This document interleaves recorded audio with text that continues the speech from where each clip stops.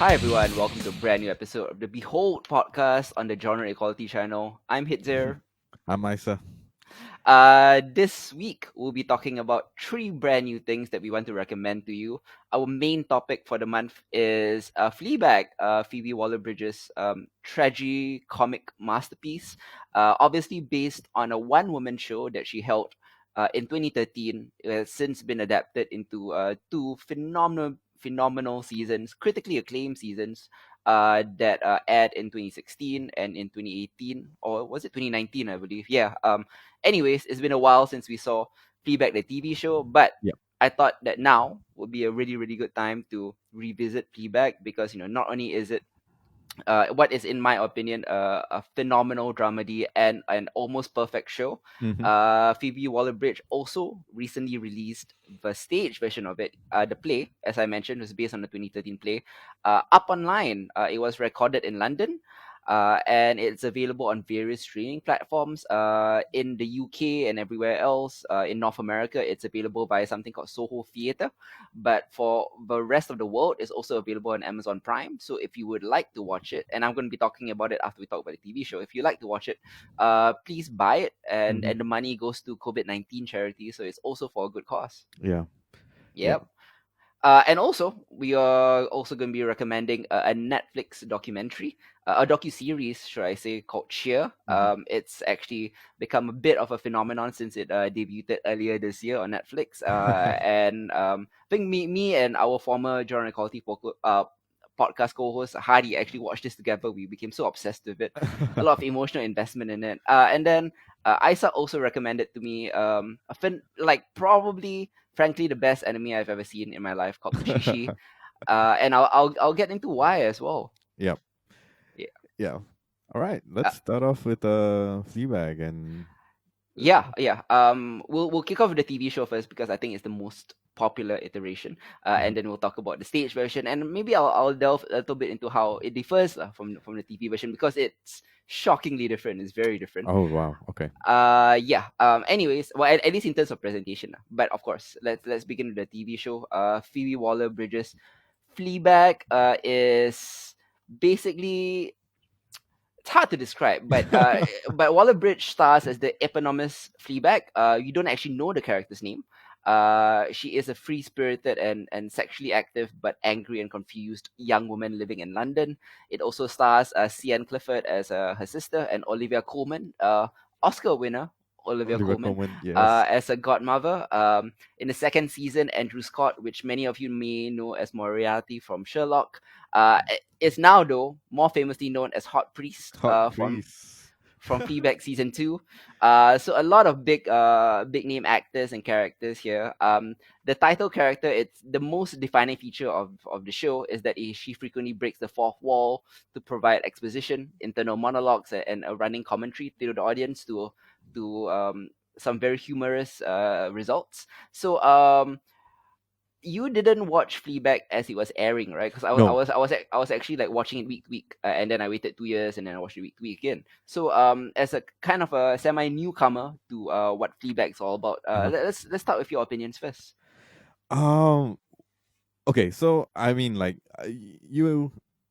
I remember you talking about Fleabag. I think especially when the second season came Mm, on and then telling me about that, but it kind of flew under the radar for me. I didn't really like go and check it out and anything like that. So when we were discussing that, I obviously went to check it out. Okay, so in 2019 when season 2 came out, I started on season 1. I only made it well, most of the way through, I think, and then mm, I dropped it off. I think because we were watching a lot of other stuff for that particular month. So I only revisited it recently, and mm. I think like it's very bingeable. Yeah, It's really very bingeable. I think like I basically finished it in the span of maybe 3 days. I think just like I kind of mean, watching everything back to back. six And it's episodes, half hour each. You can actually watch it in a day if you actually yeah. dedicated lah. If you had Mhm. nothing else to do in your life, yeah. Yeah, exactly. And it was very easy to do that. I think like what Phoebe Waller-Bridge has kind of done with this is a very kind of easy introduction into a character that you get very invested in very quickly. right? Mm. Into her story and what she's about and what she's like. And of course, as we go along, there are a lot of reviews along the way that you may or may not see coming, depending on how you're reading the characters. Mhm. And that in and of itself like makes it for a very compelling watch. I mean, in this day and age, there aren't that many like TV shows that we are forced to watch, a week to week Mm. anymore. So I think my experience is probably a little bit different from yours, having to have to wait through all of that. Because for me, like any sort of like ending, because every episode kind of ends on a very in an interesting place in the story, right? Mhm. Like the payoff for that, the next episode is a couple of seconds for me, right? As for you, Mm. you having to wait and all of that. Uh, Weekly, yeah. I'm sure it was very different because you have a bit more time to kind of mull over things. I mean, it's no Westworld season 1 or 2 where you have to kind of like try and figure things out, and there's major kind of discussions for that. But like there's a Mhm. lot of emotional tension between one episode to the next, the start of the next episode, right? Mhm. So for me, like it was an easy watch, right? There was nothing kind of like there was no kind of like, oh, I need a break from this, or I think some very human drama, some very Yep. human flaws involved. I don't think she shies away from like just kind of like the train wreck that is her life, especially in season 1. Mhm. And how that actually unfolds, it's hard to look away Mm. from that, right? And I think the whole idea of her constantly breaking the fourth wall has its own kind of charm, and I think they lean even more into that in season 2, so much that so Mhm. she gets called out for it, right? Yep. um and I love it. I think it got to a point whereby it's so natural for Mhm. her whenever she looks to the camera to address the audience in the midst of conversation with other characters, or in the midst of like kind of an in situ moment, where I come to expect that, right? And even there are moments where I expect her to do it and she doesn't. I'm just like, oh, okay. Mm. Yeah. And so that's kind of like a standout feature for me. The little asides are the most humorous and the most kind of dramatic portions of that. Mhm. And like no matter what's going on screen, she always finds a moment to break that. Um, but at the same time, Tension. Yep. yeah, break the tension. But at the same time, you are still very aware that she is placed in that situation at that moment, and that Mhm. to me felt very I enjoyed it like thoroughly. It's a very Mhm. different kind of fourth wall breaking from say like Deadpool, right? Which Mm. we also have come to expect. Mhm. The way that she addresses the audience, and we're all in on these like kind of little side jokes along the way, and her opinions about these things, and the way that she kind of foreshadows stuff with that as Yep. well, makes it a very charming sort of character. Like we are along for the ride in a very different perspective than we would if we didn't have her breaking the fourth wall. Yeah, I agree. There is like it's a very clever and very funny show, obviously, but there is a certain like viciousness and darkness and jaggedness to the character Yeah. and to the humor, Hmm. which allows you to have like, some touching moments and some wildly inventive moments of comedy about a very complicated young woman navigating the aftermath of trauma Yeah. and self-loathing. And I think the one thing that stood out to me, I think in 2016 when I first watched it, was that we had come to at that point in the history of TV, there had been a lot of messy male characters Yeah. that indulged in their unlikability, in their darkness, in their messiness, in their self-loathing and things like. I mean, BoJack Horseman and the myriad of other characters like BoJack Horseman is out there, lah. Yep. But portrayal of messy female characters has been almost unheard of or incredibly rare. Or if there is, I up until Fleabag, I haven't seen it done this that well at least, Agreed. because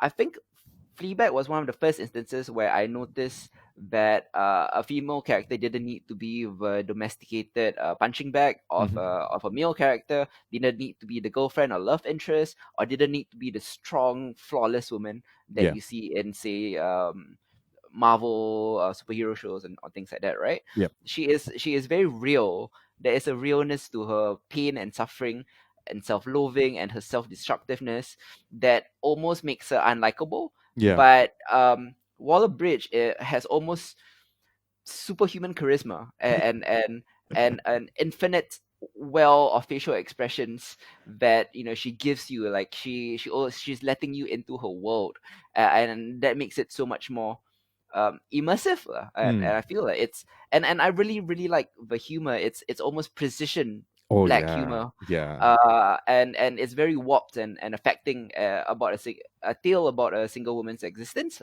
Hmm. Scathingly funny. I mean, I really really like that. With regards to season one, right? Yep.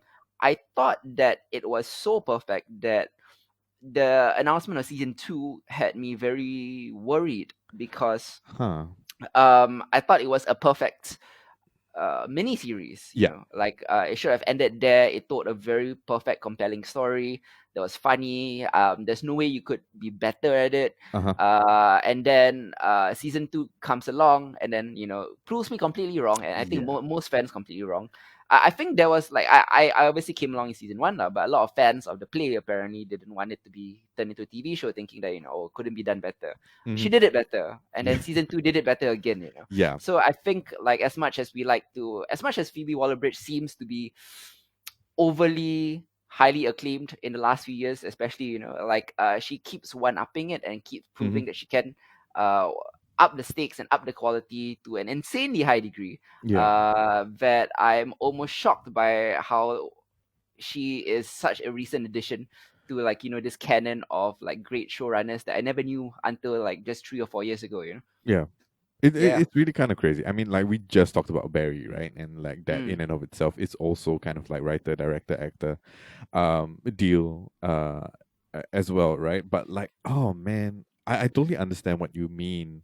At the end of season one, I was really kind of wondering like where are we gonna go with this, right? Like, how do Hmm. you kind of like change things up and kind of like up the stakes at least, Hmm. for what she's doing? And like you, I was completely surprised. I did not imagine it to end on the note that it did, right? Hmm. Especially with the whole priest arc and the character growth arc with her sister, Yep. and all of that.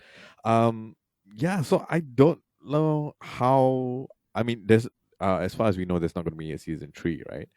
No, uh no, she said that like this is it. Like this was the story she wanted to tell, okay. and in fact, like if there was a season three, I think the ending of season two would be uh neutered or undone.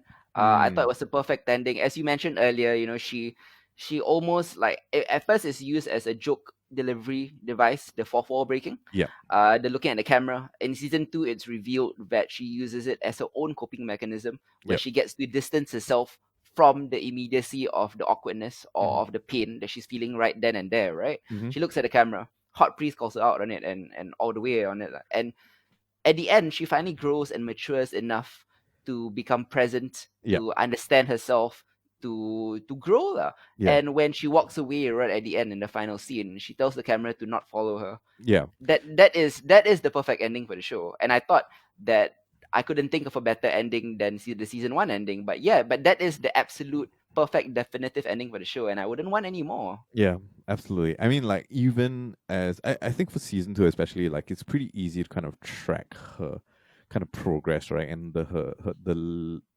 her reliance on the audience as the coping mechanism, Yeah. that they kind of explore, right, in her interactions with Hot Priest.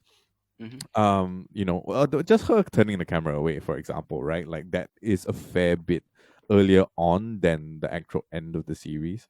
Mm-hmm. And that in and of itself is something that was unthinkable, I think, in season one, right? Like Yep. at no point in time, because that's the trick, right? That's the ploy.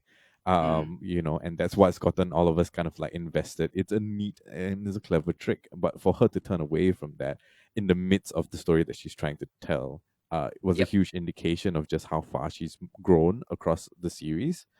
I loved it. Like, I totally understand what you mean by like season one felt complete. Mm-hmm. That season two proved that wrong, right? But it's just like, I don't see how else we could do it, and I totally agree with you. I don't think we would want to have anything more than that. I do want to check out the stage version for sure, which I Yes. will be doing shortly after this. Yeah. But yeah, so anything before we talk about the stage version, because I want to find out a bit more. Mm-hmm. Is there anything else you want to kind of like talk about the series? Yeah, yeah. Definitely. Like, I mentioned, I was a bit trepidatious going to season two. Uh-huh. Um, the funny thing is, right, like the best episode of the entire series was actually season two, episode one, Yeah. which is just immediately tells you that it's up the level, which I didn't think possible. It's the dinner scene with her and Hot Priest and her parents and her sister and her brother-in-law, who is marvelously hateable, by the way. I mean, I Oh love my that god. character. Yeah. But that entire first episode is such a marvelous farce, of a family dinner. Yep. You have the wicked stepmom, you had the hot priest, and it's just so uh rife with tension. It's so thick that like a steak knife couldn't cut through it. And it's so funny as well. Yeah, like I thought that first episode just like got the ball rolling, man. What do you Mm. think about it? Oh man. It was so. I mean, it was relatable. I think in a lot of ways, right? Like Yeah. we maybe not family specific, but like moments in time like that where it's so tense and kind of like it's a confluence of every kind of like problem in your life with all the people in your life, right, that you're close Mm-hmm. to, kind of like centered in one specific place, right? And we kind of start off with that, and we drew like a couple of flashbacks and stuff. We understand that she is trying to improve herself and trying to kind of move on from everything that's happened and kind of put all these things behind her, but at the same time she can't run away from her family, Yeah. and the situations that she finds herself embroiled in with them. Mm-hmm. And in the midst of all that, she's once again forced to confront those things, right, that we've seen in season one. Yeah. Despite her good intentions, she's exercising now and all of that, and Her trying to cafe is improve. successful. Her cafe is successful. She's finally putting kind of effort into that. She's working out. She's saying no to things that she would usually like have trouble saying no to. Mm-hmm. So to see that right effort confronted again with the kind of same issues that were plagued her in kind of season one, Mm-hmm. is very relatable. I feel like it is part of the kind of the human condition, right? Like no matter how much you think you've kind of moved on and all of that, some things tend to haunt you for a very long time, especially Mm-hmm. when it comes to baggage with other people. What Yeah. I enjoyed the most about the first episode of season two were the little asides that they had when she went to smoke, Mm. because for me that feels very real, right? Like Yeah. just take a breather and all of that, and then these one-on-one conversations that she ends up having Mm-hmm. with her father and with the audience and all of that, like that helped to pace the episode in a way that felt it was relief, instead of Yeah. having to like constantly this barrage of like Martin and his inane, like idiotic, like jokes and comments, Americanness. Yeah. and yeah, and Americanness, and Olivia Colman, who is phenomenal as Yeah. this kind of like you know evil stepmother, but not quite evil stepmother. Mm-hmm. Like it's such a great cast of characters, Mm. right? And like I think that episode kind of sums everything up. Like what all the strengths of the series can be seen Mm-hmm. in that episode. Yeah. Definitely. I thought the first season, as I mentioned, they kind of function as like this perfectly self-contained story about Boo and her best friend Boo, who she opened the guinea pig themed cafe with, Yeah. and her role in her friend's death, and it was perfectly all well and good and perfect. But in season two, as I keep re-emphasizing, it's so much better, and one of Fleabag's great joys is his ability to be, gut-bustingly funny while exploring its main character's very real and obvious suffering lah. um Hmm. it is it is so I I can't think of enough like superlative things to say about season two lah. It's just it's just marvelous lah. And Fleabag's failures and her triumphs resonate even more deeply than before, I feel. And in a way Hmm. it lets the season surpass the first on many levels. It's greatly also added, I do have to mention also, by Andrew Scott's performance as Hot Priest. I don't even remember Oh his real man. name, to be honest. Yeah, he's just been Hot Priest on social media for 2 years now. He has to live with it. But yeah, Hot Priest is great. Hot Priest is Um, great. Yeah. I yes, mean, like yes. his entire kind of character arc is outstanding, right? Mm-hmm. You meet him in that first episode as kind of like this old kind of off-brand, off-kilter, sweary priest who drinks and all of that, but Yeah. such a complex character. I think like they didn't downplay, Mm-hmm. any of his emotional arc or any emotional growth. And even like when it comes down to him making his final decision at the end of the series, it's understandable, right? Like you kind of you're able to kind of chart that throughout the entire way, and you know that it's coming. Yes. Um, and it doesn't make the ending any more heartbreaking than it is, but at the same time, it's totally understandable, Hmm. that it would come to that. Yeah, so good, so good. Agree. I Agree. think they have great chemistry. Hmm. Like Phoebe Yes. Waller-Bridge and Andrew Scott have great chemistry. Yeah. Yeah, it was so palpable, right? Very few on-screen love interests or connections or ships, have that kind of chemistry. Yeah. Yeah. Yeah. Absolutely. Amazing, amazing. Both seasons are near perfect works of art, and it's as I mentioned, a tragic comic masterpiece. As is the stage version. Unless you want to talk a little bit more about the TV show, if you have concluding thoughts before I move on to the play. No, I mean, like, definitely it really did take me by surprise. I think, like, re-watching season one a second time, or some of the episodes from season one a second time, and like finishing it Hmm. up, was I as I was watching, I said, how did I let this drop off my radar? That was kind of Hmm. the thought that I was having, because it really is very, very good. And I feel, um I feel like it added to my life just to see kind of just to Hmm. see the entire two seasons of that, like that very real struggle, and that television can be that compelling and that personal, on that level. Hmm. So yeah, I mean, that's basically what I have. I really, really enjoyed it, and I hope those of you listening compelled to check it out. Definitely, yeah. I mean, I know a lot of you have probably heard so much hype, and you're probably thinking it's not can't possibly be as good as all those Emmys and all that hype, But it is, and Hmm. as is the stage version, which I think is a very sparse presentation of this story. What the stage version is, it's a one woman show. It doesn't have hot priest. It doesn't have all the side characters. It is Phoebe Waller-Bridge on a chair, monologuing for an hour and a half, Hmm. telling essentially the details differ here and there, but essentially season one's story through monologues and relating all the scenes that we see in season one, or most of the scenes that we see in season one, via it's like her telling a friend a story. Mm. Much in the same way that when she looks at the camera, like we are her friend that she's telling the story. So it's part one woman monologue and also part stand up comedy, Yeah. because a lot of it's also very funny. Like it's kind of staged with this very canny simplicity by this woman named Vicky Jones, who really doesn't do much with it. Sometimes there are bits of dialogue that's played over the audio, Hmm. like over the speakers. Like Yeah. let's say it opens with a job interview that she had, right? If you Yeah. remember, Hmm. and then the dialogue from the job interviewer will be played on the speakers, but they won't actually be seen on screen.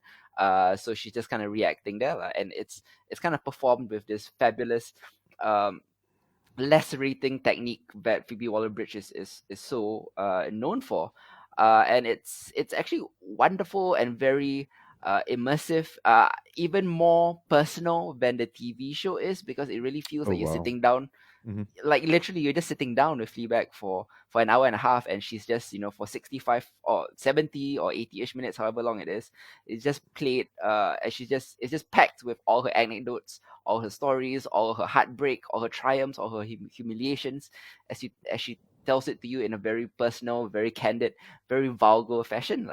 Yeah. It is uh almost chronologically free flowing, but you can kind of piece together the story. And it's colorful and frequently riotous language. All the basic essential elements are there. The chilly familial relationship, the Uh-huh. cyclical breakups with her boyfriend Harry, who and things like that. All there, but mainly is just Phoebe Waller-Bridge and her immense charisma, just carrying you through an hour and a half, and I really feel like a lot of times when I hear the idea of or the premise of one man play or one woman play, it sounds so tedious. You know what I mean? Yeah. Like oh god, how self indulgent and masturbatory is this gonna be? But feedback is anything but, because it is so raw and naked and vulnerable, Uh-huh. and it is so much darker. Like it's shockingly a lot darker than season one of Fleabag is. Oh wow. Okay. Like what she does, how she describes it, It's a lot more visceral, it's a lot more intimate, and it's a lot more. Uh, Fleabag herself is a lot more unpalatable Uh-huh. than in the show. So in fact, the show kind of sanitized her a bit, if you can believe that, because she's already pretty unlikable in the Interesting. show. Yeah, but it's much darker, filled with tales of her self-loathing and sex addiction. It kind of starts out funny, but ends Mhm. up as very harrowing and depressing. It's a much more naked exercise than the show ever was, and Mm. it's really definitely worth a watch. Cool, cool. Oh wow. Okay. I mean, like, it's hard to kind of like wrap my head around that, having not watched it yet. Okay. Mm. Definitely gonna be checking that out. Yeah, yeah, definitely, man. You can find it on Amazon Prime, I believe. And also, but if you're Uh-huh. living elsewhere, you can go on to something called Soho Theatre. If you're living in the UK and the US, there it's available there as well. For the fees actually differ according to the different platforms, but you figure it out lah. But yeah, two seasons highly recommended. The stage version, also very highly Mhm. recommended. Yeah, and an almost perfect show that sort of like leapt up there for me, alongside The Wire, for example, Ye- as like one of my favorite shows ever. Yeah, it's excellent, excellent stuff. Yep. Next up, let's. I think it's this is probably the first time we'll be talking about some non-fiction, right? I Yes. I Hmm. thought I would switch things up because I had recommended a movie, I had Uh-huh. recommended a TV show, but let's do some nonfiction now. Let's give it a little different flavor to the podcast. So this show, Cheer, it comes from it's on Netflix. It comes from the team behind a college football documentary called Last Chance U, which I was a big fan of also. Hmm. But the big difference is this time it hits to Texas, to a place called Navarro College, for a 6 episode look at the world of competitive cheerleading. Um, Competitive cheerleading, like I had no idea what the world is, what the scene Yeah. is prior to Hmm. watching this show. One of the hilarious things about watching cheer is how invested I got, not only in the characters but also in the sports, because like me and Hadi, like those what do you call, like Monday morning quarterbacks, Yeah. like after watching the show we started like, oh, now we know what making mat is, we know what a full out is, we know what tumbling is, we know what Yeah. stunting is. And then we started like discussing routines, like we were like fucking experts. It's like, oh, he shouldn't be stunting, he's a tumbler, etc. Like, oh, that girl's a flyer, blah blah blah. Oh, she's not like graceful enough to be a flyer, like we know, but Yeah. there is the kind of like intimate detail that you kind of get with cheer, Uh-huh. and you will be wrapped up in the intricacies of cheerleading, competitive cheerleading, which is so much more harder and so much more dangerous than you would expect. Yeah. Absolutely. Um, and also in the personal stories lah, of the people involved. Uh-huh. And this being like your first time watching cheer, what do you think of it? I mean, I didn't really know what to expect. I do remember the period of time when both you and Hadi were kind of raving about it earlier in Mm-hmm, the year. Uh it is okay, to put it kind of simply, right? After watching Cheer, like, it's so easy to see, right, why mm-hmm, people should be looking at competitive cheerleading as a genuine sport, right? Because mm-hmm, every element that you will see in any other sports docu-series or documentary is available to you in cheer as well, right? mm-hmm. There are moments of growth and of tears and of like people getting injured and like careers being on the line. And then you have to hark Team back to the dynamics and fact all that that. Yeah. team dynamics and all that, and you have to remember that these are just the college kids, right? Like, Mm-hmm, it is full and tense and fraught with all the things like even bigger kind of like sports docu-series have. You want to compare it to kind of anything that you watch. For me, the major appeal for that is that it felt a lot like the sports animes that I love, mm, right? And it has that kind of like pacing. It has the same kind of like beats as that as well, and it's just, I appreciate the the idea of competitive cheerleading a lot more than I did before I watched it, right? It's so fascinating to kind of have a peek into this world that, well, prior to, I only had a kind of very brief kind of encounter with, because my god sister used to be a cheerleader as well. mm-hmm, But other than that, just to have just I totally understand what it is. Like you pick up a lot of the terminology and what it means and all of that just via osmosis, right? I don't think I went out of my way to go and memorize all of those things, but at the end of 6 episodes, I'm just like, oh yeah, I can actually watch a routine and like, kind of break it down, which is Mhm. fascinating, right? I think that's just an indication of how uh taken I have been with the series itself overall. um it's been fun to watch, definitely, and I've got a new kind of profound respect for the sport Yeah, I think of I course. think the pop culture understanding of cheerleading comes a lot from, I think, movies like Bring It On and things like that, Yeah. which I think competitive cheerleaders would take issue with because that is not the sport lah. Like Yeah. that is maybe an aspect of the sport which is dancing, and Hmm. the men and women, the girls and boys of cheer also do that as well, Yep. but that's not the thing that they really strive to. So I think it's a very like convincing portrait of what an unquestionably real, absolutely dangerous sport it is, complete with, compelling stories that make it much more emotional and exciting than some of the sports are, because it's kind of part dance, Yeah. it's part like figure skating, it's part gymnastics, and it's so difficult, and the rewards are so small also Yeah. because you can't go professional with this. There's no professional outlet. In Last Chance U, all the kids that we saw could Hmm. conceivably, if they were good enough, make millions of dollars, have a Yep. career in the NFL, etc. Or if you don't want to, can go Canada or whatever lah. There are outlets for you. But with this cheer kids, like regardless of how good you are, Gabby is obviously the star of that world. Yeah. There is no professional outlet for you, unless you decide to become a coach, Hmm. and that's essentially it, and it's kind of sucks. Yeah. I think Yeah. it really sank in for me when we were just talking about like there's 2 minutes and 15 seconds, right? Mm. Everything that you do, all your effort, everything, it boils down to 2 minutes and 15 seconds. And there's no kind of like where else in the world does it actually boil down to that? Mm-hmm. In the world of sport, where else in the does you will your entire career essentially hinge, right, on 2 minutes and 15 seconds? And that was mind blowing to me. And the Mm-hmm. fact that they were just talking about like how much stress that it puts on the body, and the fact that after college, it's not just that there's no avenue for you to pursue cheer past that, but a lot of the times these athletes bodies are so broken down by the time they're done with college cheer Mm-hmm. that they can't pursue the sport anymore, even if they wanted to. Mm-hmm. It's mind blowing, right? Because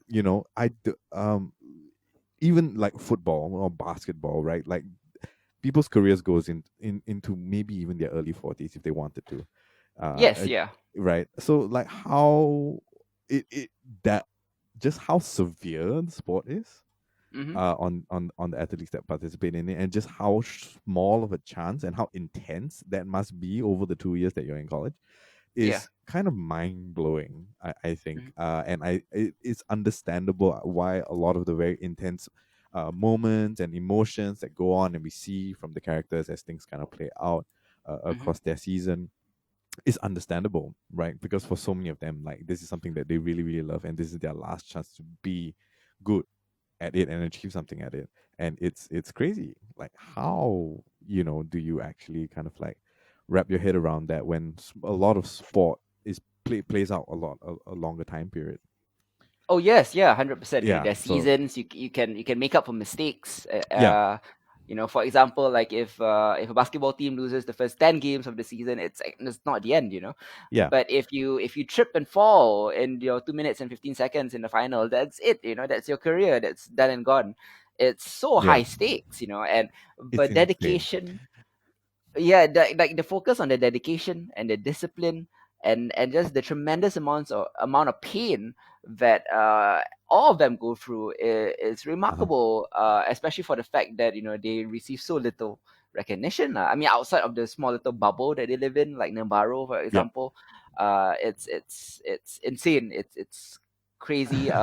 Who are some of like the standout, I want to say characters, they're not characters, who are some out people that they profile for you? um I thought Jerry Harris was very interesting. He's definitely my favorite out Yeah. of all the guys that are there. Kind of like an underdog story and all of Mm, that. But like his demeanor, his personality, right, and just like his character is something that I found really, really appealing, just because he always puts himself in a place to be positive and to be accepting and to work on himself, right? Which I really, really liked. I mean, you've got all sorts of characters down the road. You have, what's her name again? Morgan, who's kind of like from a rough background, and Mm-hmm. lives with her grandparents on a farm and all of that, Mm-hmm. and has no background whatsoever, right? And like In kind of being cheer, yeah, forced into, yeah, into the yeah, front lines.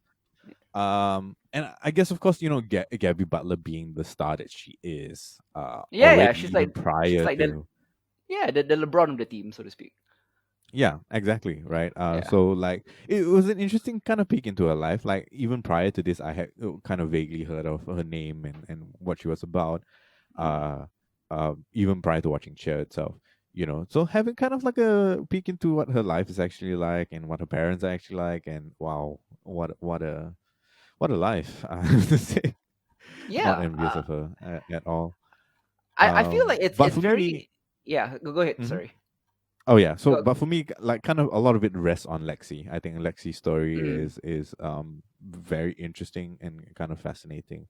It's uh it's I think because a lot of that plays out during the filming itself, that Mm-hmm. it kind of gets a lot more focus Yep. than what everybody else is doing. Mm-hmm. Yeah, but I mean, definitely for me, standout favorite is definitely Jerry. I think Lexi has a Yeah. very interesting kind of like story, which I heard played out in a very kind of different way, post series for her.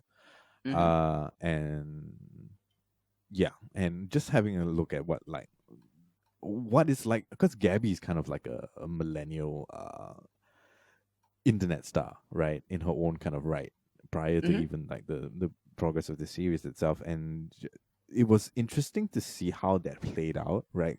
Mm. Like, was there, were they in deference to her a lot of the time when she was there? And it didn't really seem that way, like she put in the work, Yeah. um Of course. much as much or if not more than anybody else that was there, but the Mm-hmm. kind of decisions that she had to make, or the decisions that are made for her, and obviously like the people in her life who are trying to capitalize on her popularity and things like that, was interesting, right? Like in the midst of all this, Mm-hmm. very intense preparation for Daytona, Mm-hmm. it really, wow, it's quite a lot to deal with in like just the 6 episodes that we get.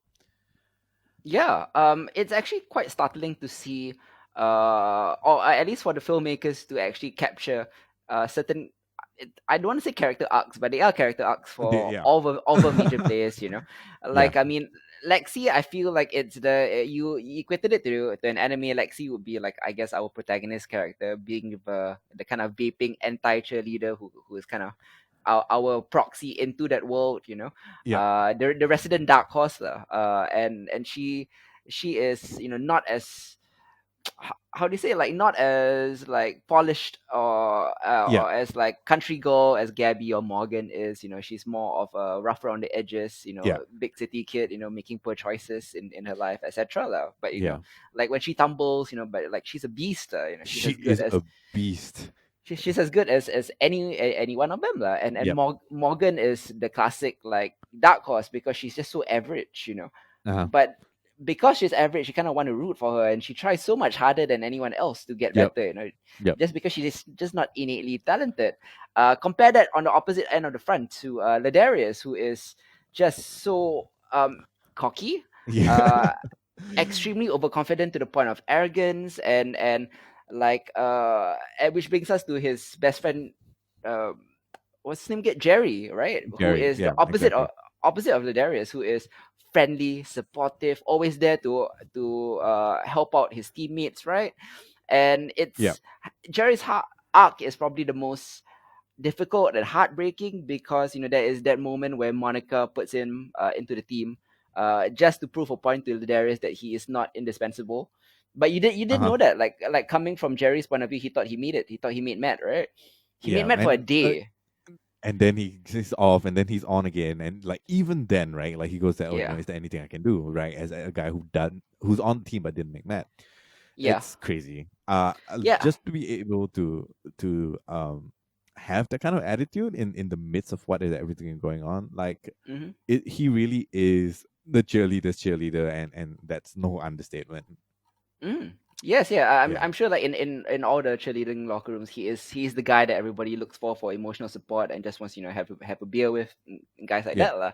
Ladarius is interesting because he's just one of those guys who is just obviously talented but a bit hard to put up with, and sometimes yeah. his hypocrisy is when he's not feeling it, he really doesn't feel it. But then when he feels it, he shows off like he's the hardest working guy there. I mean, yeah, lah, yeah, Yeah, like for that day, you probably worked the hardest among them. But like, what about like that other day the where you rest of took off? You know, yeah, and I think exactly, like right, and Monaco was such a great coach. He made an example out of Ladarius by using his best friend, which is like um harsh and yeah, cold, but it is what it is. Like that's how you use your team's dynamics and different personalities to function. And yeah, which brings me to Monica as like probably the mother dragon of this little team that they have. And yeah. the Monica is interesting because she's both almost the protagonist and the antagonist of the show Oh, in a sense absolutely. What's because her alter ego called again? Annette. Yes. yeah, Oh, yeah, we don't yeah. actually get to see Annette, do we? Correct. But I mean, like, she is so hard and almost like drill sergeant esque, right? When she wants to be, but at the Yep. same time, she can be really nurturing and mother like when she needs to be as well. And how Uh huh. protective she is of her kids, like especially her gay kids or the kids who have like tough backgrounds. Really like gives you some very like Friday Night Light feels in terms of like Yeah. the sympathetic coach who is the parent figure for people with no parents. Her discipline y- yet maternal ways. Yeah. Um, there was a particular like what watching kind of the injuries unfold on TV was a bit like a bit graphic lah. I wish I didn't expect Yeah. from the show. There was a particular training session I think really close to Daytona. I haven't seen this since January, so I'm just kind of trying to remember. Where I think three of their top flyers just like went crashing down with like pretty severe injuries, and it was like one of those "fuck, we're not gonna make it" moments, which is just high drama. Yeah. Well, it was a series of injuries in a very short amount of time, right? It starts with Sherps, Yep, basically like, Sherps, yep. yeah, she breaks her arm, and then like after that, Lily gets injured, and then Morgan gets injured, and like they're all like Mm, pretty severe injuries, like so much so they're like going to and fro from the hospital, they're defying doctors' orders and all of that. mhm, It's kind of nuts, right? Because I didn't expect to kind of see that. It's one thing to kind of like hear about, football players getting off the field to get like steroidal shots so that they can get back on the field and play again, and people mhm, laud and kind of like celebrate that. But to see these kids mhm, doing it for something that they're so passionate about, and every time someone falls to the ground, like it's so fraught, it's so tense, right? I'm so worried for mhm, them. At every point in time. Yeah, that the moment when kind of like I think when Ships gets injured and Monica walks off and just to consult with the other coaches. I'm just like, yep, oh my god, oh my god, oh my god. It's like a week and a half away or 2 weeks away or something like that. And it's like yeah, it's crazy.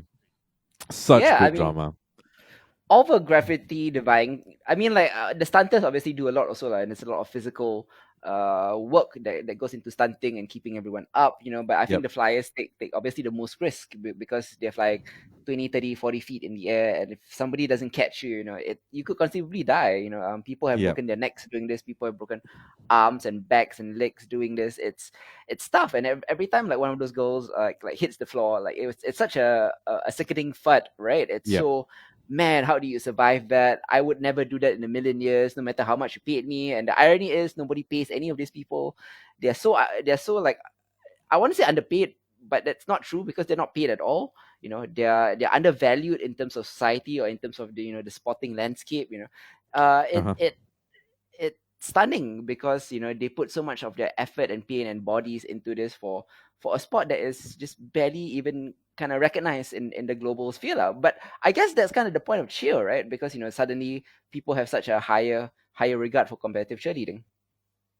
Yeah, it is insane. It is insane. Like yeah.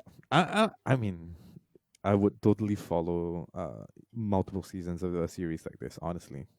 Hmm. But I Yeah. I have a feeling that Monica wouldn't allow like multiple seasons of this because like there is sort of the idea that she feels like the camera crew is a distraction a bit. Yeah, I mean, I do. It does feel that way. I mean, okay, so with every kind of documentary, right, we always have to kind of be aware of the fact that the documentary makers are trying to tell a particular story from their point of view, and Hmm. how obviously editing and all that plays a part in how characters and the story is represented to the Hmm. audience. It doesn't feel like there was any sort of ill intent or anything kind of like malicious in the way that the people were portrayed. It felt very genuine. It felt very real. I Yeah, don't yeah. think they kind of like shied away from people's flaws or even like the great parts about who they were. They didn't upplay or downplay any of those things or Mm. exaggerate them for to make better TV, right? Which is such a common thing in this day Hmm. and age. Yep. But yeah, for sure, definitely. I don't think Monica would stand for that again. But I was just kind of like googling, what's happened to everybody like since Mm. then, and all of that. There's a lot of drama after the finals, actually. Yeah, yeah. So Like I mean, Lexi was the big story right after the finale, because yeah, like spoiler alert, like she was kicked out of the team, but then she made it back. yeah, It was a whole deal. hmm, Jerry has sort of become this Hollywood sensation. He's been on like red carpets doing interviews and stuff for like like Entertainment Tonight and stuff like yeah, that, just because people love him. yeah, Yeah, it's great, and everyone seems to be doing well. And Monica is on she's like the Phil Jackson of that world, right? yeah, She has won like 13 national championships and all of that. In fact, like from Monica's point of view, her biggest opponent is herself. And do you feel that like I don't know, there are a couple of things that the show got a bit of flack for. uh-huh. Gabby, I think in particular, didn't like how her parents were portrayed. Um, Yeah, which I can understand. of course. They appeared to look like they were monetizing her, which they are, but also for her own benefit. And maybe we don't know enough about the relationship to make a judgment call whether it's good or bad lah. Yeah, But for like her sure. parents have gotten hate online, which is Hmm. what she doesn't like. Monica herself has gotten a bit of heat also for being maybe a bit too harsh, maybe a bit too demanding. Um, as she describes the escalating danger and the escalating complexity of the routines year to year, right? Like she's Yeah, constantly one upping, yeah, oh, 3 pyramids is not enough. Let's do 4 pyramids and let's do a pyramid on top of a pyramid, blah, blah, blah. Blah. It becomes so ridiculously demanding that, like, I feel that Monica might push. I mean, push for the good, but also might push too far one day. I don't know. I don't know. I'm talking as if like I know what the fuck I'm talking about, lah. But oh, like, it does seem very dangerous what she's doing, lah. I mean, of course, but like without people like that, you kind of never like the sport won't progress, right? Like, Yeah, sure. we this is like a constant thing. Like, for example, with Last Dance being out and all of that, like when people always ask, how would Jordan do in today's NBA, and Mm. things like that. Like, some of these discussions are kind of difficult because with the way that information is now, right? With the internet and all of that, like, athletes are getting better and better at a younger and younger age. Mm. And every like there's just a breadth of kind of like knowledge that is available to kind of anyone who is invested enough to go and do kind of do research for that. So all things being level on that uh in that arena, right? Like, how does the sport grow there, from Mm. there on in? Will she go too far? Probably, right? Yeah. And Like her routines are just insane. Lah. I mean, yeah, I'm coming from like a completely outsider point of view, lah, but they just seem like physically impossible things to do perfectly. It's man, it's I but I mean she does prep her kids very well. Mhm. To the point where it's almost unbelievable. But I don't know. I just feel like one of these days, like one of her routines is just gonna be going too far. Lah. Yeah, probably. Yeah. Probably. I mean, like I guess we'll have to see. I The, guess, yeah. because this series has taken them way beyond just like their little bubble now, right? They're being watched, um, on like an international level. People are Mhm. a lot more invested in their actual stories itself. So, like, if anything ever, I mean, like, if they pull something incredible off, we're gonna hear about it. If they is something, touch wood, but if something does happen and it goes too far, we are also gonna hear about it. So, Yeah. now they are in the spotlight in a very different way than they were before. And with an audience that they have kind of trained to know about cheerleading, the dynamics of cheerleading, the moves, of the terminology, of the political landscape of what cheerleading is. Yeah. It's really good that they're getting a bit more of a spotlight, because at the very least, they're not getting paid. They can make a career of it. At least they should get the recognition, which Yeah. at bare minimum. At bare minimum. Yep. Agreed. Yeah. Totally agree.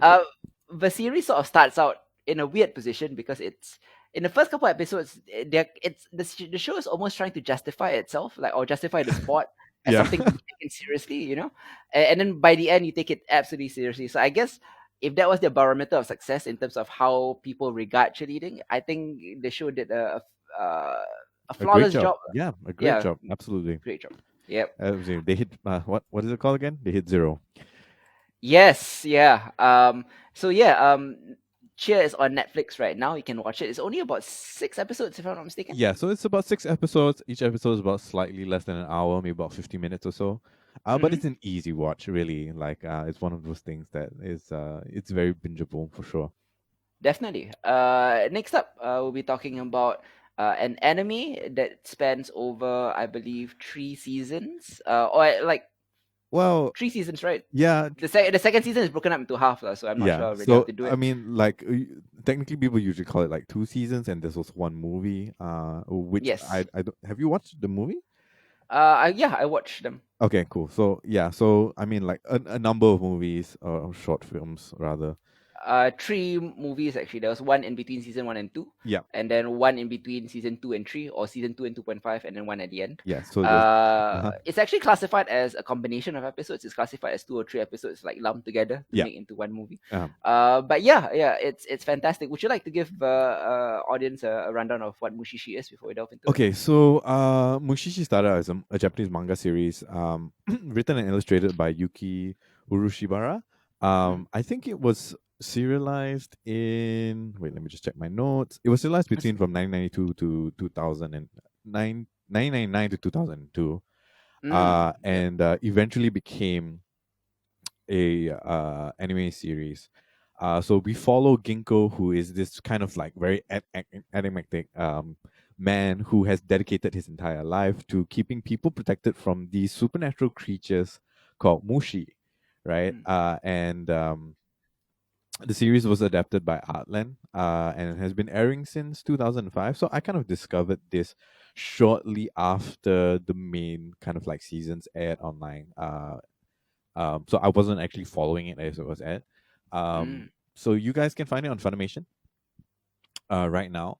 But essentially that's it. It's a kind of like a serialized look at it's almost like a how best to describe this. It's almost like an anthology. Yeah, it's It's a almost series of short stories. it's a, yes, it's a series of short stories that involves a lot of like supernatural occurrences that happen in rural Japan. Hmm. We don't really get a sense of the time that this takes place. There are certain episodes where I mean, it's not modern time clearly, but like it's a lot more modern. It's we're not talking about like the Japanese Civil War or anything. It's not the Sengoku period lah, at least.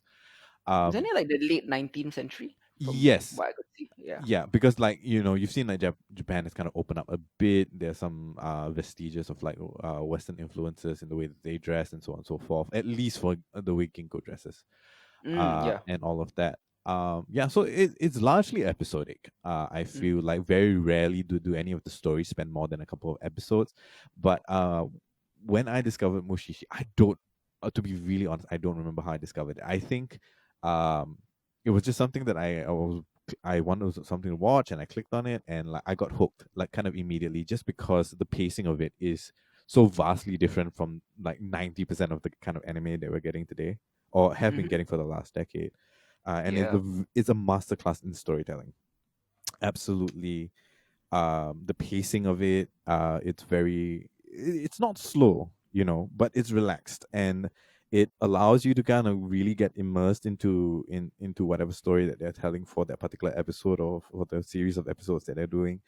Mm. um every uh sort of it's whimsical to a fault almost sometimes, I think. But at the same time, when it is core to the story, there are elements of danger and tension and sometimes it's kind of fraught with uncertainty because Ginkgo, as good as he is at what he does, there are just times that he's confronted by things that he can't deal with, and has to Mm, find like creative ways to get out of it. Um, mhm. yeah, it's hard to describe what Mushishi is exactly, right? Like there's the whole the world building does give you a sense of what these creatures are about. They're kind of like the unseen spiritual building blocks of the world that we understand, and only a certain few people can see them or interact Mhm. with them, and Ginkgo is one such person. We do meet other characters along the way as well who have that ability, and it's just like this very kind of secret magical world that is privy only to a few, but affects the everyday lives of normal people, and we get a peek into that through this series. Yeah, yeah. The thing that struck me most about Mushishi when I first watched it is it's so unlike most anime that I watch. In the sense that there isn't the very predictable beats. Yeah. There aren't the pointless dialogue or the endless recaps or the very samey arc for the protagonist that I see in nearly in every anime. Like it's very different. It's very restrained and contemplative, and very spiritually beautiful. Mm-hmm. Yeah. um it is interesting because when I read the premise of what a mushishi is, a person who protects humanity against supernatural creatures, your immediate assumption is that, oh, he fights like demons, right? Yeah. Which isn't the case at all. And it presents the mushi, which are these supernatural creatures, as an unseen hidden part of our natural ecosystem or natural ecology. Yeah. They aren't to be fought or destroyed. The only times when they pose a danger to us is when we throw the system out of whack, Yeah. when we are treating nature as how it should not be treated. So there is a very subtle environmental theme going on in the show. Mm-hmm. Well, actually not subtle lah. It's it's, not it's quite subtle. it's quite overt lah. But yeah, it's a kind of a show about ecology told through supernatural means, Yeah. or mystical means, and I love the bits of folklore that they include. The world Mm. building is wonderful without being too specific, Yeah. so that you can still have an air of magic and mystery and mysticism to it lah. Mm-hmm. Like I don't actually really want to know the details of what their power is, or what can be done or what cannot be done. Yeah. So I want that magical realism. And speaking of realism, the stories itself are also realistic because they are not these overblown stories about people with powers or people fighting. It's very, very self-contained human stories Yeah. about heartbreak, about family, about life, about death. And it is very unlike any other supernatural anime that I've ever seen. Mm. Exactly. And I think like for that, like Musishi has been one of my top five animes Mm, for the longest time, like ever since I first got onto it. And it is a cult favorite, I do believe, right? But it's also something that doesn't get a lot of recommendation, just in general, just because it's not what people traditionally think of when they think of an anime to recommend to people. yeah. What amazes me about Mushishi is like, despite whatever arc you're on, Mm, every story is so well self-contained in a given episode, and we're talking like less than 20 minutes, right? yeah. For any given episode, the story is very, very complete. It has a proper introduction. It um with the exception of Gingu, who we kind of grow with in a way, right? Because like Mhm. he's there in almost every episode. Other than that, all the other characters need to be introduced. The situation needs to be explicated for everybody, and like you need to do like a little bit of world building, because like you rarely ever have a repeat of the same mushi involved, right? Mm, So all of that needs to be done in a very, very short amount of time, and then you have all three acts take place in like 15 minutes, and for them to consistently do that over essentially what's 3 seasons is insane. mm. Like it's mind blowing how consistently and how well they've done that. I love Yep. it. Yeah. The relaxed, restrained mood and atmosphere of the show makes you internalize that it is a slow show. But to do all of that storytelling in 15 to 20 minutes, proves that it is not, which is why it never feels slow. Exactly. And it's very good. I love that they hammer the idea that, like, again, like Mushi are like a natural and inseparable part of our world, right? Yep. As you mentioned, Mhm. and every other living creature cannot survive without each other, and vice versa. Uh, it's very it has such a different take on the supernatural, and I really love it. I love the character work as Yeah. well of Ginkgo, who is enigmatic, but not so, because you get to learn his backstory as the story unfolds. Yep. Hmm. It is episodic to an extent, but there are recurring characters. Hmm. You do when, like you said, like the Mushi is fundamentally most of the time different, Yeah. but when there is a repeat, like it's like, oh, first bit of continuity I've gotten. Then you kind of like your brain starts racing. Oh yeah, I remember that this is what you can do, and etc. lah. Yeah. So it's very good. I love all the recurring side characters they introduce. Like his doctor friend as well, who is Hmm. obsessed with Mushi artifacts. Yep. The girl with the black leg, who basically is the record keeper for Mushi tales from different Mushishis. Yeah. Uh, things like that. Like whenever there's a bit of continuity, I perk up a little bit, because like, oh, this is different, or this episode is a sort of sequel to an episode that we saw before. Yeah. um it also does an excellent job of presenting the lives of the different villages, whether they live in the by the ocean, or Hmm. whether they live in the mountains, or Yeah. whether they live in the farmland, as like it, the scenery is ideal and picturesque, Yeah. but the situation is not ideal or picturesque, and is rather fraught with their own complex web of difficulties and very human hardships Yeah. that never repeat their beats. Hmm. There's always it's Exactly. always something different. Yeah. So it's wonderful. It's a great anime with a good message about coexistence with our natural surroundings, Yeah. and also a very great anime about the human condition, which is, I think, rare outside of slice of life animes. Oh, absolutely.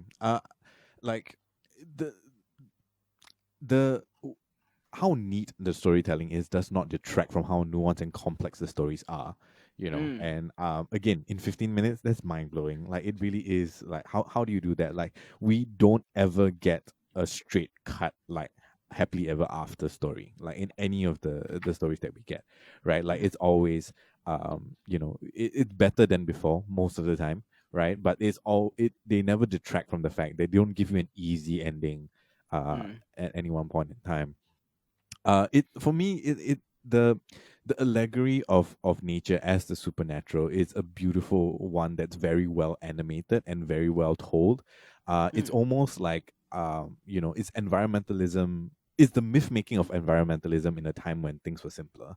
But mm. at the same time, because of our relationship of mankind and humanity's relationship with the environment, um, it there are many unseen things that, or maybe things that we don't pay attention to, and Mhm. it's kind of opens up this world for people to kind of understand that, look, there are a lot of our actions have more larger consequences on the environment that we think. And Yes. it should not be just up to the special few who can see these tangents and these like strings that tie Mm, all these beings together to solve it, right? Because a lot of the time the resolutions don't come from Ginkgo himself. It comes from mm, him convincing, or him helping people to kind of realize that, look, you are in a very complex kind of ecosystem, and it's being thrown out of whack because of such and such and such, and you need to correct that. So yeah. we get to see so many iterations of that kind of like um fable, right? That it Mm, kind of like drives home a very interesting point across all the seasons, but it never gets tired, because there's mm. always a different way and always a different nuance, always a different layer of complexity to kind of like see all of that. And then to finally see where Ginkgo situates himself with his backstory and all the recurring characters, it's such a great melting pot of like good stuff, to Yeah. enjoy. Yeah, you make a really good point about how a lot of folklore, at least most folklore, in whether you're in Japan or whether it's paganism, it's really about humanity's relationship with nature, lah. Yep. And this is just a newer version of that. It's about our relationship with nature. So many of the stories are about like, hey, don't cut down that tree, but we need the wood, that kind of thing, like. Yeah.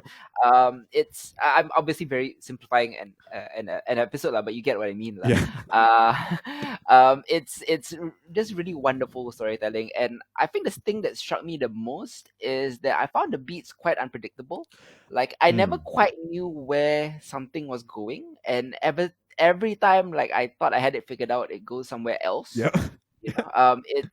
It's rare, I think, because like as much as I love anime, a lot of it is quite predictable, and I found this Mhm. to be a very unpredictable story with and unpredictable, not like wild twists that come out of nowhere, like very unpredictable, but the reasons are very human and understandable and organic as well. Yeah, exactly. Yeah. It's I I spent quite a bit of time just trying to understand structurally how like uh, is there a formula that he kind of applies right in every given story, Mm, because with 15 minutes to work with, like there are only so many kind of variables that you can kind of shift around, uh but it always takes me by surprise, mm, same as you, and I've never quite understood how it's done, like what's the trick to having all these stories and all these episodes but never quite telling it the same way, mm-hmm, despite the fact that it's not easy to do mm-hmm, that. And yeah, as you can yeah, I'm a huge fan, as you guys can mm. probably hear,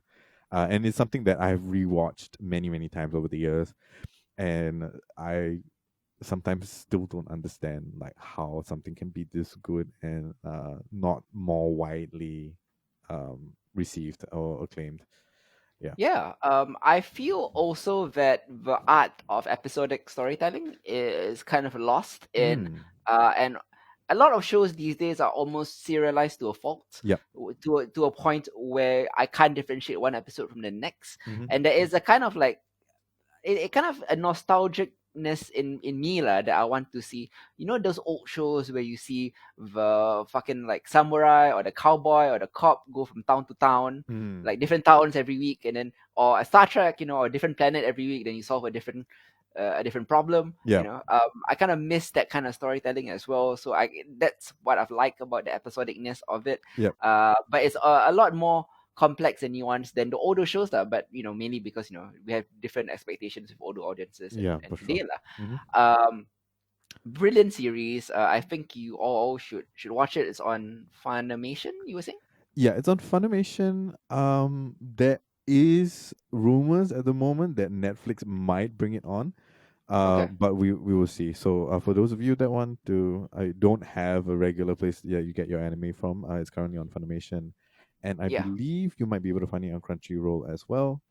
Yep. So it's essentially two seasons. Well, one season and two half seasons, and Mhm. three movies or OVAs lah rather involved. Yes. Yeah. That Yeah, was the fucking term. Yeah. I knew there was a term for it. yeah, OVAs. Yeah. OVAs. Yeah. There is a live action movie that Yeah. I did not watch just because. Oh, dude. I tried it a bit. Like I watched the first 20 minutes of it. It's quite bad. Yeah, I mean, like you have to understand that even to this day, live action adaptations of anime have Mhm. been bad, right? And when Generally, like, yeah, yeah. in general, back then, like fans were pretty angry when it came out. Because it was such a small kind of franchise. Like even Mhm. in the anime world, like not that many people kind of like talk about it, as Yep. far as I know. And then for them to put out a live action movie that does such a great disservice to the kind of art that Mm. Mushishi is a bit sad, honestly. Yeah, I mean, Yeah. a lot of people get the wrong idea about live action anime. A lot of people think that Hollywood ruins it. Like, to be frank, right, the worst live action anime adaptations come from Japan. Oh yeah, all the time. Like, And I don't know if it's a matter of like the funding or anything of the sort. I mhm. obviously, Hollywood doing like Ghost in the Shell and all of that like has its own like issues that we've kind of talked about before. Sure, Um but at least Ghost in the Shell was like watchable. yeah, It wasn't like offensively bad. yeah, Yeah. exactly. So I don't know. Like I don't think we've gotten well, I when Bleach was decent, I think. Yeah, it was okay. Yeah, the Yeah. Bleach live action was decent. I thought it was okay. It was kind of enjoyable. Full Metal Alchemist was rubbish. So like, Mm. it's largely misses, and sometimes something very decent scrapes through. But Mhm. the live action movie for Mushishi is something that you can skip for sure. Yeah. Yeah, but Oh, please, I hmm I yeah. wanted to mention to you also that like Mushishi reminded me a lot of Tales from the Loop. Yeah. Hmm. Oh, I didn't think about that. Yeah, Interesting. like it has a very like ambiguous sort of mythology to Uh-huh. kind of keep the mystery of it also, but it is not too overly concerned with mythology. It's more concerned with the human condition and how Yeah. these particular things interact with you and how it affects, your family, your love, your life, and things like that lah. Right. If Tales from the Loop were condensed from 60 minutes to 20 minutes, I might have rated it higher. But it gives me Ah. the same type of relaxed, restrained, thoughtful vibes that Tales from the Loop gave me. Okay. Yeah. I mean, seeing that, after hearing you talk about it, I do see there are kind of like similarities in terms of like tonally, like how it's Mm. done. I do wonder if it's possible for Tales of Loops to actually be condensed into like 20 minutes, though. I feel like a lot of the stories were like could would be better if they were shorter. Yeah, but at the same time, you lose a lot of like the scene chewing and Yeah, yeah, yeah. I get what you mean. y- So maybe not 20 minutes, but maybe like 30 or 40, yeah, not 60. yeah, yeah, for Yeah. sure, for sure. I get where you're coming from. Yeah, Because a lot of not to jump into genre equality again, but a lot of the episodes could like minus 10 minutes for the better lah. yeah, for sure. Like, if you just trim like 90 seconds of every scene chewing thing that you're doing, right, and we're good. You know, Mm-hmm. it just lingers for a bit too long. But I mean, it's one of the main reasons people like Tales from the Loops, right? Yep. Yeah. Um. Yeah. Yeah. So I mean, nothing has been. I honestly didn't keep up with the manga at all, so I don't know if it's still ongoing. I should Mm-hmm. go and check on that as I don't well. think it is though. Yeah. So it's kind of like self-contained, more or less. Like I feel like they never wrapped up Ginkgo's story, and I don't think there's a need to. For me, like he still exists somewhere out there in this strange kind of world where the Mushi Mm-hmm. live, and he's doing his thing, and Mm-hmm. that brings me peace to all of that. Also, I think one of the reasons in the beginning when I first discovered this, I was so taken by it, is that the opening sequence, the music is by Lucy Rose. Yeah. uh Yeah. yeah, Yeah. and it's become a very kind of like it's very, very popular. Like it shot Lucy Rose's music to fame in Japan when the series came out. Mm-hmm. And yeah, I mean, just two things that I love coming together is just one of those things that makes me really happy. Awesome. Lucy. Sorry, not Lucy Rose. Is Phoebe Waller-Bridge's sister also does the soundtrack for Fleabag, Isabel Waller-Bridge. So the theme song and all the music in it, the Mm. choral orchestration you hear in season 2 and all that, that's all her sister as Oh well, my who's god, in production. the choral orchestration is so good and so funny and so well timed. Yeah, Uh, man. Excited for I hope all of you like check out all three of these shows. Fleabag, Mushishi, and Cheer are all available on streaming. This is the wonderful world of streaming that we live in right now. They're all available somewhere in any country that you have. yep, If it's not, you can just VPN it. It's the world we live. Definitely highly recommended all three. We'll be back in 2 weeks time yep, with more recommendations. We're gonna figure that out soon. yep. But can't wait to be back on Behold. And of course, like if you haven't listened to Genre Equality, our latest episode actually just dropped a few days ago. Uh-huh. On the first, do check it out as well because we talked about a lot of our favorite season finales, series finales like Star Wars, Clone Wars, and She-Ra and Princesses of Power. We go hard in the paint on Westworld season 3 and other good shit. Yeah. Yeah, So till the next time, I'm Hitzer. I'm Isa. Goodbye, guys. Bye.